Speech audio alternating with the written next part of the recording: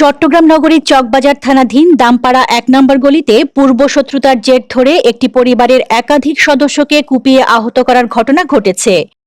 এ ঘটনায় চকবাজার থানায় মামলা দায়ের করা হলেও এখন পর্যন্ত আসামি ধরতে পুলিশ কোনো অভিযানই চালায়নি বলে অভিযোগ ভুক্তভোগীদের। আহতরা জানান, গত ১১ জুন রাতে পারিবারিক বৈঠক থেকে ফেরার পথে পূর্ব শত্রুতার জেরে অভিযুক্ত মহিম মিয়া, আনু মিয়া, হানিফ মিয়া, প্রকাশ জেসি, জুলি বেগম, মোহাম্মদ তানভীর, বানু বেগম তাদেরকে হত্যার উদ্দেশ্যে হামলা চালায়।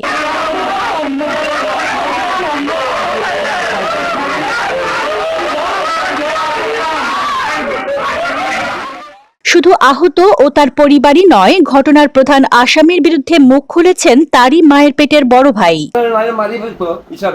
ওরা আগে থেকে পরিকল্পনা করে রাখছে। আমার রক্ত সম্পর্ক আপন ভাই, যারা মায়ের খাইছে তারা হলো দাদা আমার চাচতো ভাই। কিন্তু আপনি এখন তার নিজের রক্তের বিপক্ষে আপনি সাক্ষী দিচ্ছেন কেন? আমি সাক্ষী দিচ্ছি এই জন্য, কেমন আমার জবাব দিতে হবে। আর আমি জানি যে একজন লোকে এরকম ভাবে এরকম হাত তোলা ভালো না। এ বিষয়ে চকবাজার থানার অফিসার ইনচার্জ জানান, তারা আসামিদের গ্রেফতারে চেষ্টা চালাচ্ছে। এই সংক্রান্ত বাদী আজাদ দিলে আমরা মামলা নিয়ে মামলা হচ্ছে, আমরা গতকালকে মামলা রেকর্ড করি। বিষয়টা মামলা তদন্তাধীন, আমাদের পুলিশ অভিযানে আসছে, আসামি তারা চেষ্টা করবে। Desk report, news day 24।